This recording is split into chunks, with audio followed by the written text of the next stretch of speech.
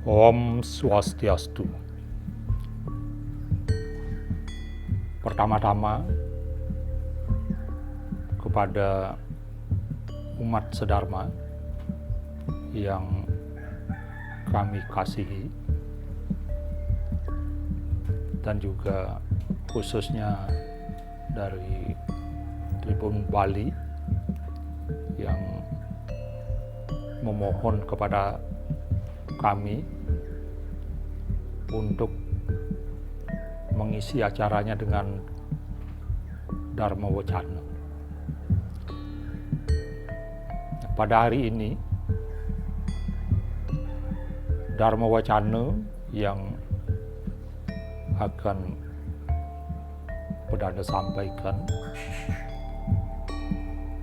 berjudul Konsepsi Ketuhanan dalam Agama Hindu,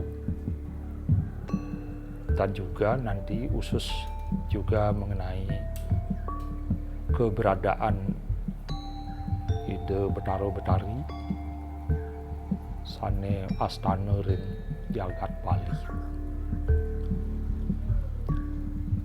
Nah, membicarakan mengenai ketuhanan dalam agama Hindu, sebetulnya dari dulu banyak orang bertanya, sesungguhnya konsepsi atau paham ketuhanan dari agama Hindu itu apa?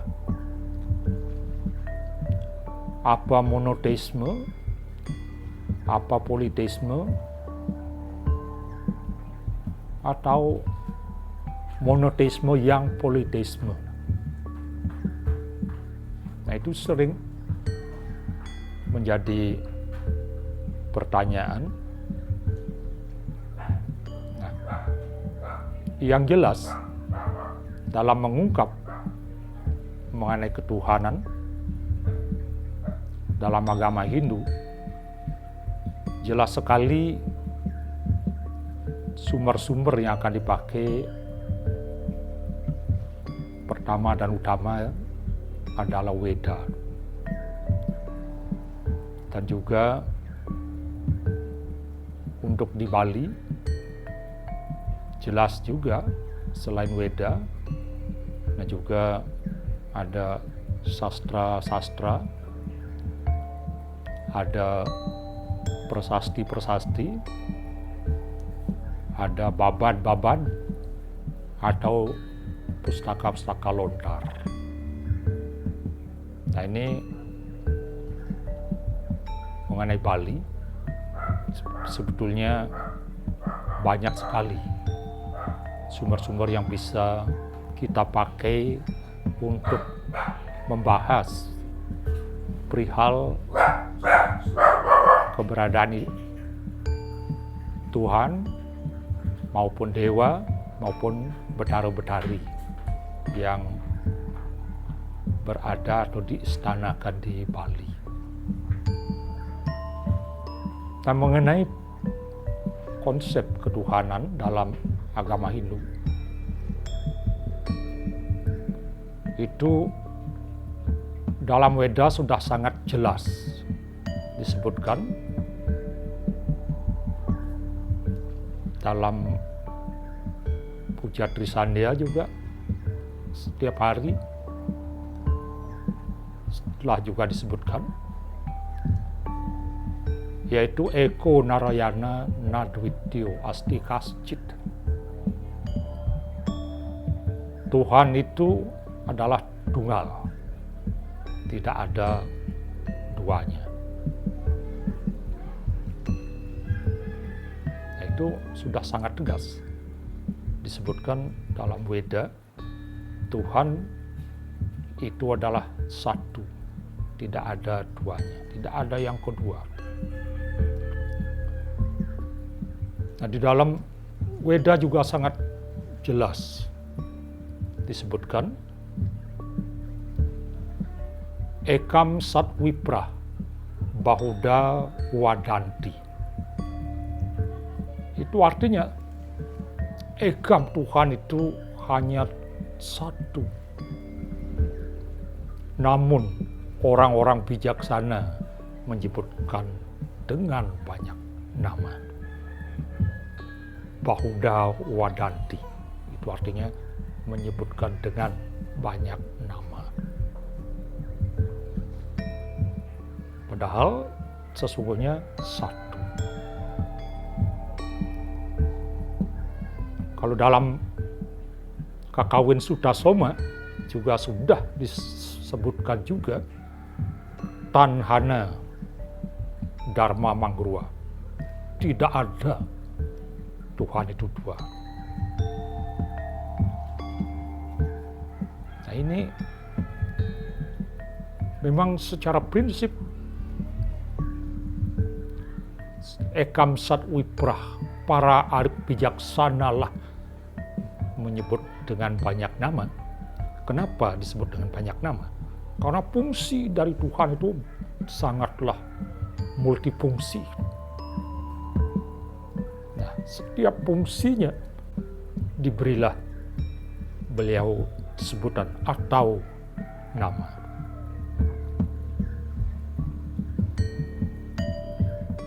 Itu dalam Siwastawa. Nah, itu sudah jelas juga disebutkan Om Namah Shivaya Sarvaya Dewa Yawi Namah Rudraya Vanesaya Siwarupa Namah Tuam Siwas Tuam Mahadewa Iswara Parameswara Brahma Wisnu Rudrasja Purusa Parikirtita Tuam Kala Tuam Yamamerdin Barunas Tuam Kuwiraga Kindra Surya Sasangkaja Geraka Naksatra Araka. Nah, dari Siwastawa ini Brahma, Wisnu, Wiswara, Purusa, itulah nama-nama beliau dan lain-lain.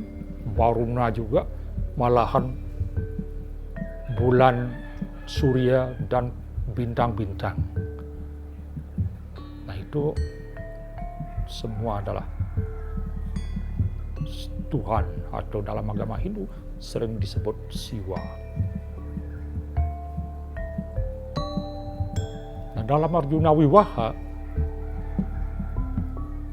juga ada disebutkan, ini dalam Kakawin sudah populer, Sasi wimuhan gatem mesi banyu nana sing suci nirmala mesi ulan iyo mangkana kiteng kedadin risang ngamokiyoga kiteng sakalep. Nah di sini sasiwime bayangan bulan aneng gate mesi banyu akan berada pada periuk yang berisi air. Nana sing suci nirmala, setiap periuk berisi air yang jernih, mesi ulan akan ada bayangan bulan. Nah di sini meskipun 100 periuk, 1000 periuk, bahkan 1 juta periuk berisi air yang sangat jernih, semuanya akan ada bayangan bulan di sana. Apakah bulan itu jumlahnya 1 juta atau 10.000? Tidak. Bulan itu tetaplah satu. Nah, tetapi demikianlah bayangannya. Tuhan itu satu. tapi sinar-sinar sucinya itulah akan memperlihatkan sepertinya beliau banyak, padahal satu. Nah, ini sudah sangat jelas bahwasanya paham ketuhanan dalam agama Hindu adalah monoteisme. Lalu dalam Pujastawa juga ada disebutkan Wong siwo bumi siwo toyam siwo tejo samiranam siwo akasam diudam sada siwo namo nama. Nah, ini siwo bumi, siwo toyam. Bumi siwa juga, toyam air siwa juga, teja sinar ataupun api juga siwa, samirana itu artinya angin juga Tuhan, dan akasa juga siwa atau Tuhan. Itu dalam Buana Agung. Kalau dalam Buana Alit juga disebutkan siwo sabda siwo ras siwo ras siwo rupa ras tata siwo gandem jatan matra sada siwo namo nama. Nah, ini sabda, suara juga siwa, rupa juga siwa, rasa juga siwa atau Tuhan. Nah, ini dalam Buana Alit. Lalu dalam hal yang paling halus juga dalam diri manusia juga disebut siwa atau Tuhan. Wong siwo budi manas waja. Nah, ini budi manas. Siwo aham karja. Nah, juga aham kara juga adalah siwa. Budi manas aham kara itu juga siwa atau Tuhan. Nah, itu keberadaan kebesaran beliau sehingga semua tempat di dunia ini terpenuhi oleh beliau. Nah, hal itu bisa kita simak dari kitab Chanakya Niti Sastra. Nah, di sana ada disebutkan Agnir Dewa Dwi Jatinam Muninam Hardaya Daiwatam. Nah, ini Pratima Swalpa Budinman Sarwatra Sama Darsinam. Nah, ini itu artinya Agnir Dewa Dwi Jatinam. Para Dwi Jati itu bisa menganggap Tuhan itu ada pada api suci saja. Muninam Herde Daiwatam. Para muni menganggap Tuhan itu hanya dalam diri sendiri. Pratima Swalpa Budinam. Nah, para yang spiritualnya mungkin masih rendah hanya menganggap Tuhan itu pada Pratima atau Arja. Sarwatra sama Darsinam. Nah, orang bijaksana menganggap Tuhan itu ada di mana-mana.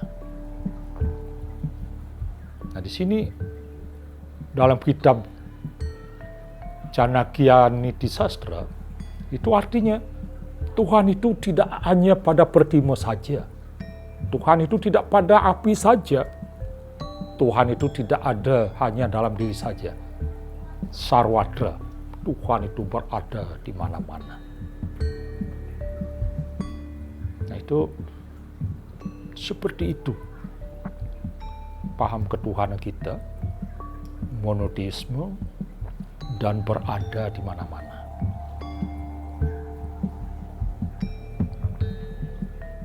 Nah, lalu itu secara umum. Sekarang bagaimana di Bali? Nah, di Bali juga tidak berbeda dengan paham ketuhanan Hindu secara umum, yaitu tetap monoteisme.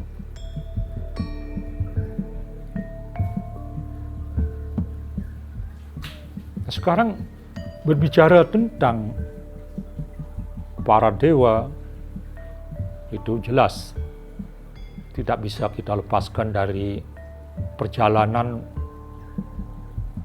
masuknya agama Hindu ke Bali. Nah, berdasarkan bukti-bukti epigrafi atau prasasti, ikonografi atau seni arca, ini perjalanan agama Hindu dari asalnya ke India, dari India ke Indonesia, itu memerlukan waktu yang berabad-abad. Nah, secara epigrafis prasasti,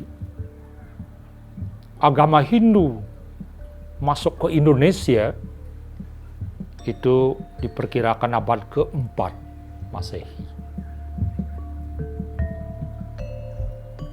Nah, itu dibuktikan dengan peninggalan-peninggalan prasasti, yaitu disebut Yupa Kutai di Kalimantan Timur,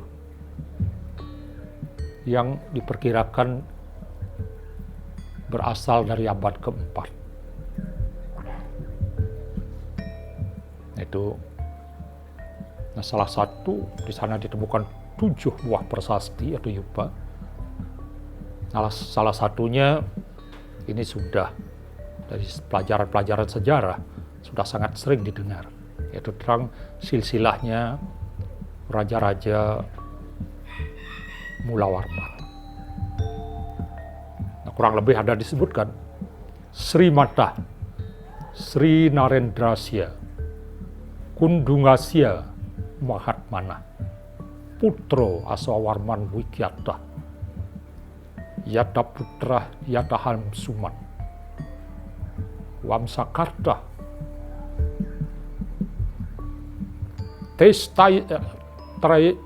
Tesan Tasya Putra Mahatmana,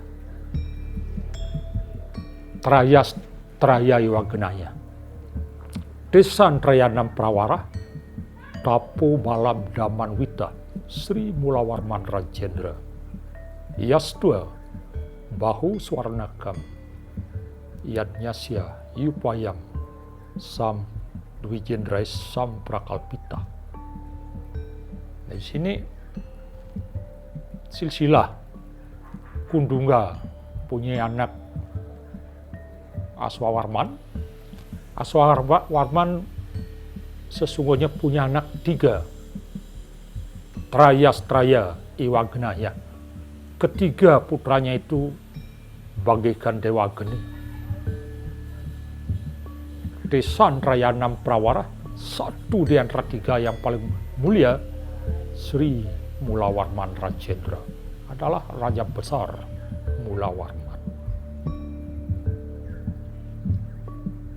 Nah, dari sana Untuk di Indonesia,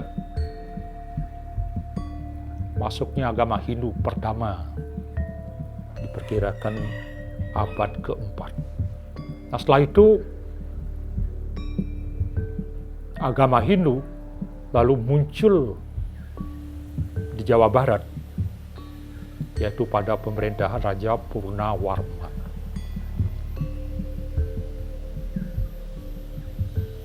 Nah, di dalam prasasti, salah satu prasasti dari Raja Purnawarman, itu ada juga prasastinya sangat terkenal, yaitu prasasti Ciarutan. Itu bahasanya bahasa Palawa juga, seperti Kutai. Bahasa Sanskerta, seperti Kutai. Hurufnya huruf Palawa, tetapi lebih mudah dari Kutai.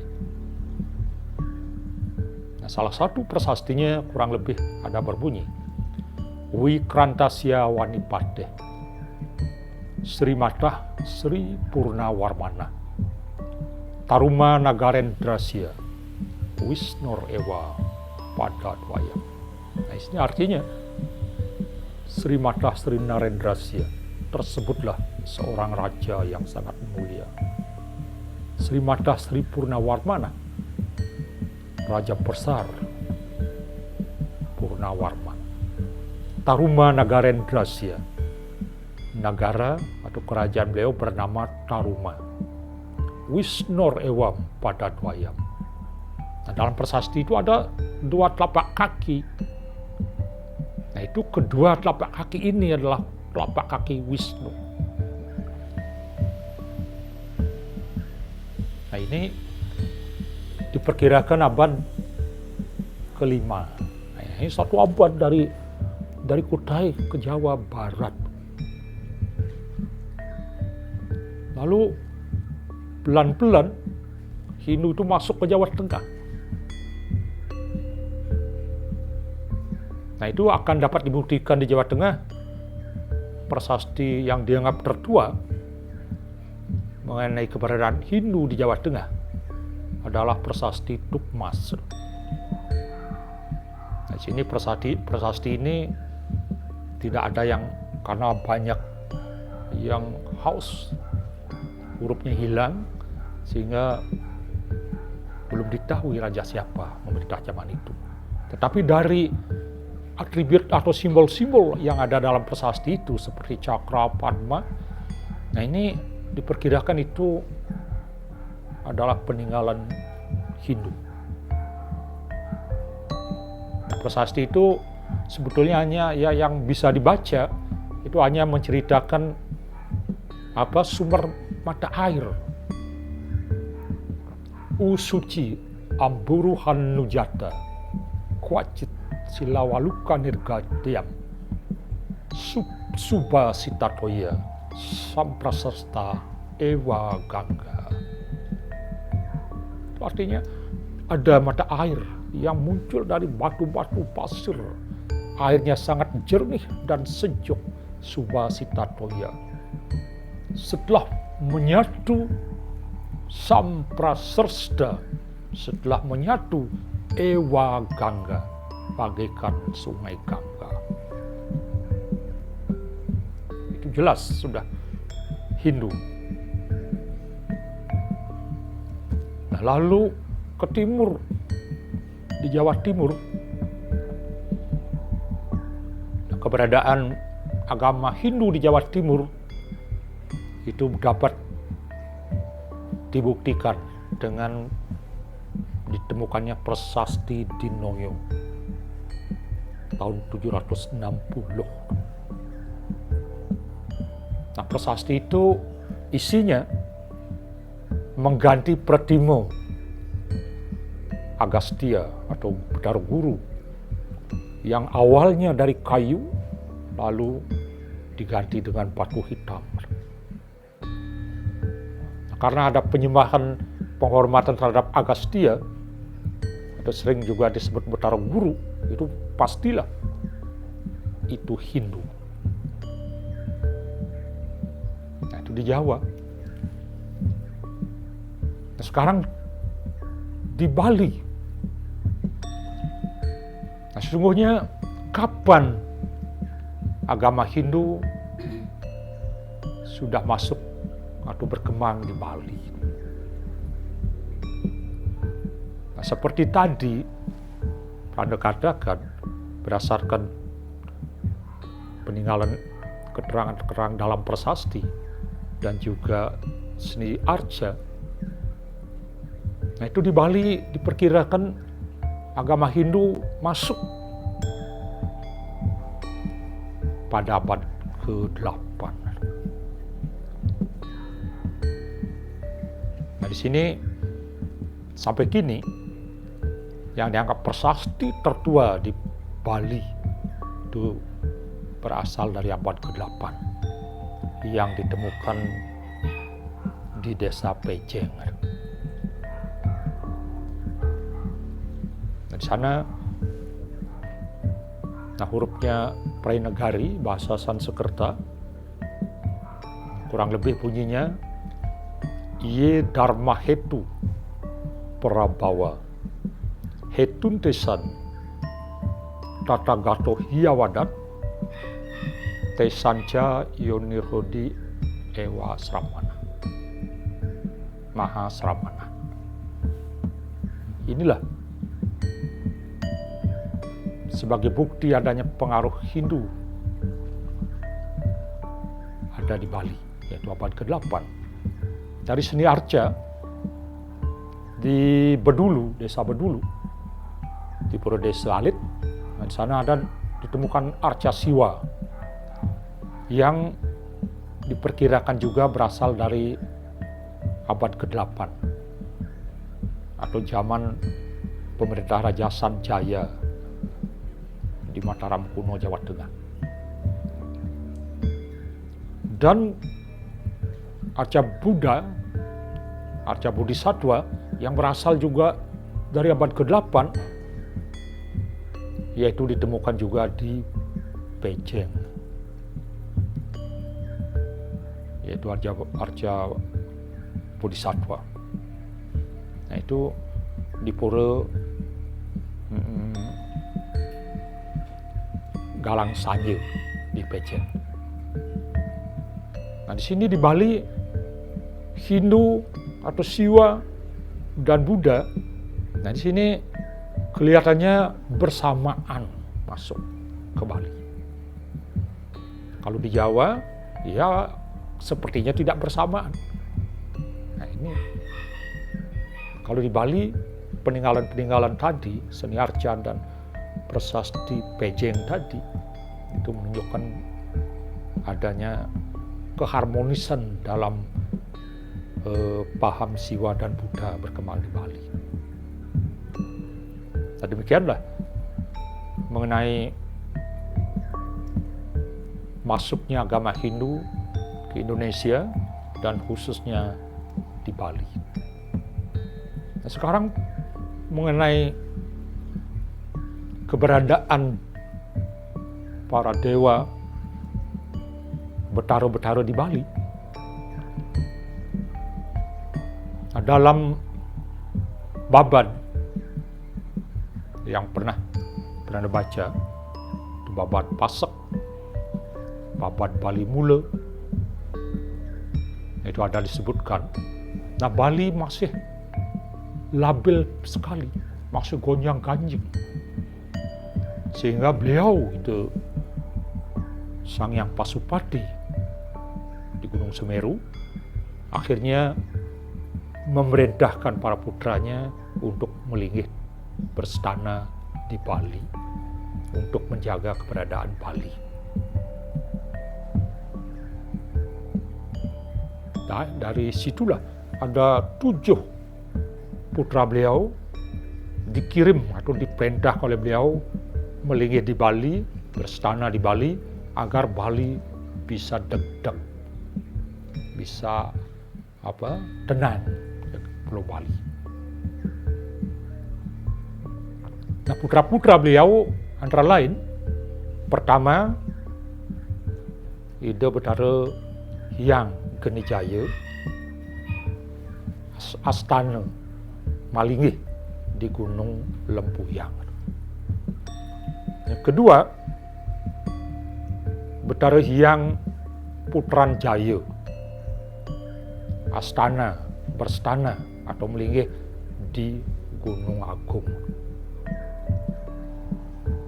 Ketiga, Betara Hyang Dewi Danu, berstana di Gunung Batur. Keempat, Betara Hyang Tumuwuh, berstana di Gunung Batu Karu. Selanjutnya ke 5. Udah itu Betara Hyang Manik Gumawang, berstana di Gunung Beratan. Ke-6, Betara Hyang Manik Galang, berstana di Pejeng. Terakhir, Betara Hyang Tugu, berstana di Andekasel. Nah, itu 7 putra-putri dari Sang Hyang Pasupati. Katakanlah ditugaskan di Bali, menjaga Bali.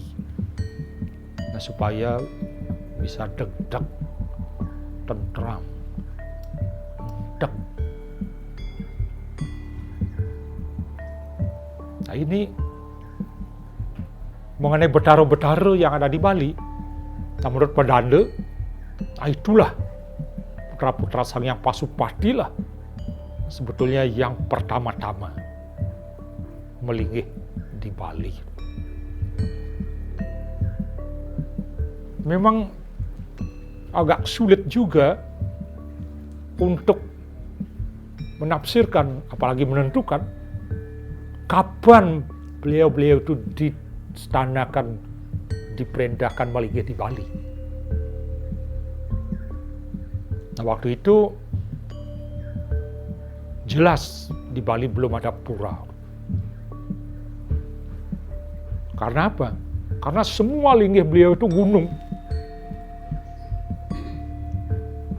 Gunung Lempuyang, Gunung Agung, Gunung Batur, Gunung Batu Karu, Gunung Beratan, Gunung Andekase, cuma di Pejeng saja. Tidak ada gunung. Nah, ini.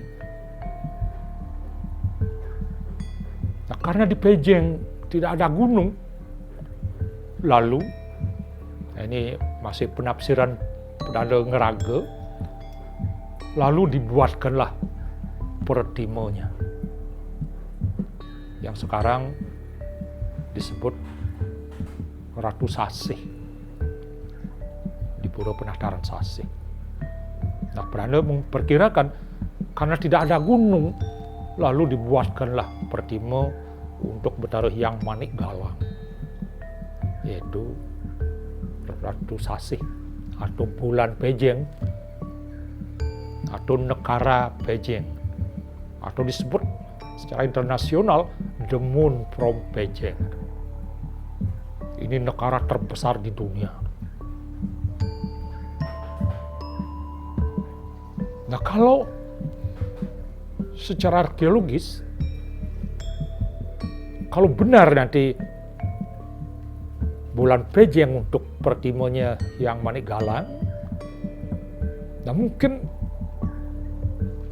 betara-betari yang diperintahkan oleh Sang Hyang Pasupati ke Bali itu sekitar umur negara itu juga. Nah, itu penafsiran Belanda. Lalu kapan umur negara itu? Nah, negara itu sampai sekarang nah kurang lebih sudah berumur 2000 atau 2500 tahun. Nah, ini berarti betara-betara yang dari putra Sang Hyang Pasupati mungkin sekitar 2000 tahun yang lalu. Nah, ini sudah melinggih di Pulau Bali. Dan seperti Belanda katakan tadi, itulah menurut Belanda induk Betara-Betari pertama awalnya Sanem Linggih yang berstana di Bali. Nah, waktu itu belum ada pura, sehingga Linggih beliau gunung.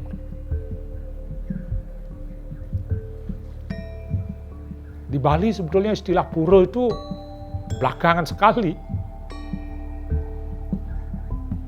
Pada zaman-zaman Bali kuno berdasarkan beberapa prasasti, katakanlah prasasti Kehen itu kurang lebih abad ke-9.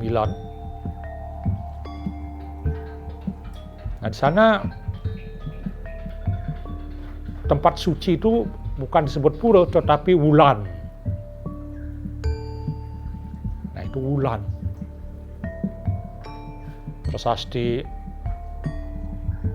Sukawana juga yang pada tahun 804 itu juga menyebutkan wulan, tua ulan di Bukit Cinta Manimal. Ini bahasa Bali kuno, yang tadi bahasa Sanskerta. Tua ulan di Bukit Cinta Manimal, Taniada Husiria, An Atar, Jalan Kateba, Kandahulu. Nah, itu ulan disebutkan. Kalau istilah Betara atau Dewa itu awal-awalnya di Bali tidak ada juga dalam prasasti yang kuno. Awal prasasti yang abad ke-9 begitu tidak ada menyebut Betara, tetapi Hyang,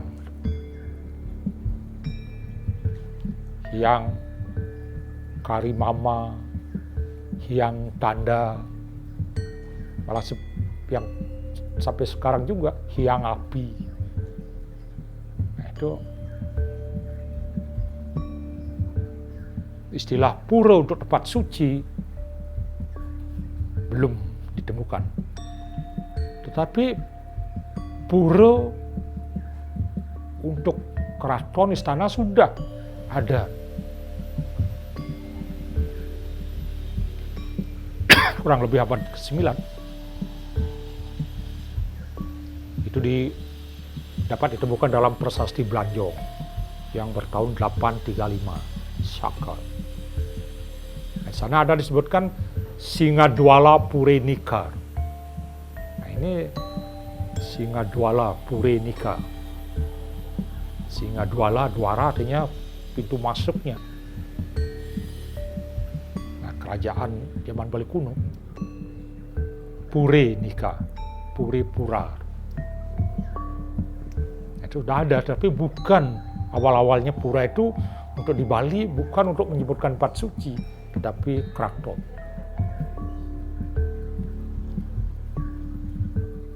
Nah, itu ini linggih-linggih Ida Betara, putra putri dari Ida Betara Sang Hyang Pasupati di Semeru. Nah, lalu untuk yang lain, kita bisa dapatkan sumbernya dari lontar tutur gong besi. Nah, di sini juga linggih-linggih Ida Betara dan juga menegaskan lagi bahwa kita di Bali juga monoteisme.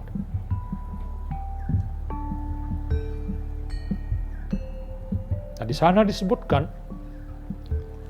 Betara Siwa kesah saking pura dalem malinggih ring pura pusah bersana di pura pusah. Beliau diberi nama Sangyang Trio Dasa Sakti. Nah, ini Siwa juga malinggih di sana, Sangyang Trio Dasa Sakti. Lalu kesah ke pura desa. Nah, beliau disebut Sangyang Tri Upasedana. Lalu melinggih di Balai Agung. Nah, beliau disebut Sanghyang Bhagawati. Nah, ini kesemuanya siwa sumbernya satu juga. Nah, setelah beliau melinggih di Pangulun Setra, lalu beliau disebut Sanghyang Prajapati. Melinggih di Pamunan Agung disebut Sanghyang Bhairawi. Lalu melinggih di Catuspada utawi Pempatan, beliau disebut Sanghyang Caturbuana. Lalu melinggih di Peteluan, pertigaan jalan,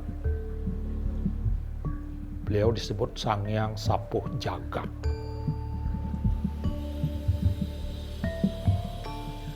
Melinggih beliau di Segara, disebut Sanghyang Mutering Jagat.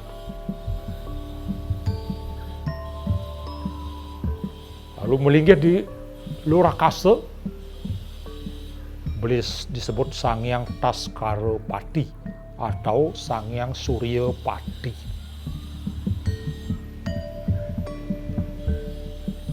Melinggih di Sungai Selokan, itu disebut Betari Gangga.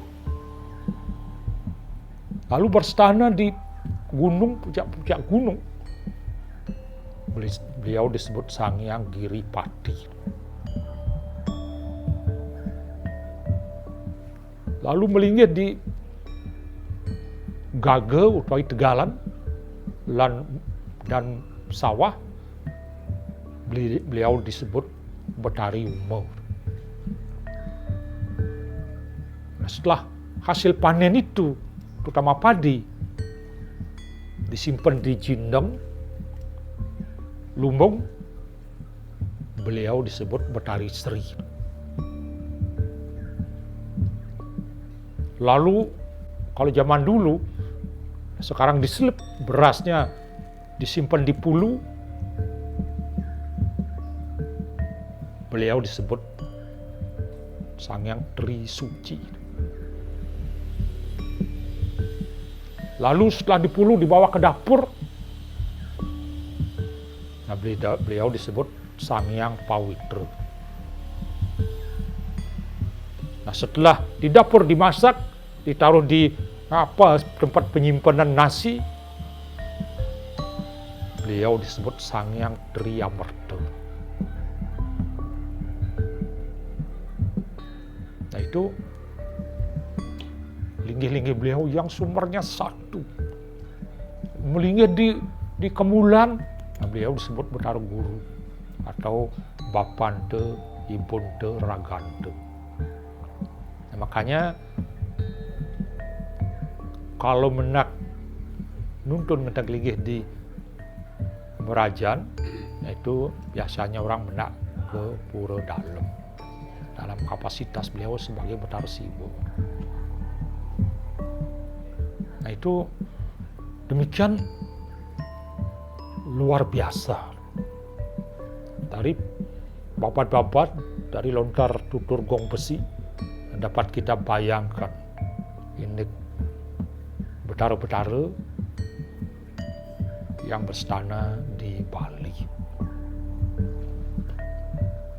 Nah, ini di Bali memang pemberian nama kepada dewa atau betara masih banyak. Nama-nama itu adalah nama-nama lokal. Betara Hyang Manik Galang mungkin di Weda-Weda ada disebutkan. Betara Hyang Putran Jaya mungkin tidak ada disebutkan. Nah, ini kita di Bali memberi nama secara lokal. Apakah itu salah? Sebetulnya tidak ada yang salah. Nah, karena apa? Karena mungkin pengaruh Hindu di Bali belum begitu kuat waktu itu, atau malah belum ada. Nah ini belum masuk ke Bali. Nah pada dulu waktu penelitian, nah ini yaitu di Pura Blanjong, Sanur, itu masih Wolake waktu itu. Nah di sana masyarakat memberi petunjuk Ratu Iri Kering Tengah Taru nih. Nah, wenten arjo itu di Gok Taru, men arjo Nabi. Nah iki ke bawah Ratu Landang Irung. Nah, peranda penasaran. Nah, apa sejatinya? Apa sebenarnya itu Ratu Landang Irung? Nah, setelah peranda teliti, nah, ternyata arca itu adalah arca Ganesha. Masyarakat memberi nama Ratu Landang Irung karena dianggap irungnya panjang. Nah ini karena dianggap irungnya panjang. Apa itu salah? Tidak. Padahal di prasasti Blanjong sebetulnya kata Gana sudah ada. Itu prasasti Blanjong 835 Saka. Di sana di penanggalannya, penyebutan angka tahun dibuatnya prasasti Blanjong sudah ada kata Gana. Saka Blisu, nah, angka biasa 835 Ganite. Nah, Ganite itu artinya Gana artinya dihitung. Nah, ini sudah ada kata Gana, tetapi Ganesha itu justru disebut Ratu Landang Irung. Kenapa tidak disebut Ganesha? Nah ini mungkin masyarakat lebih merasakan menyatu dengan nama-nama lokal seperti itu. Mungkin nama-nama seperti Ganesha dan lain sebagainya mungkin masih asing bagi mereka. Nah, sehingga dengan nama-nama lokal itu rasanya menyatu.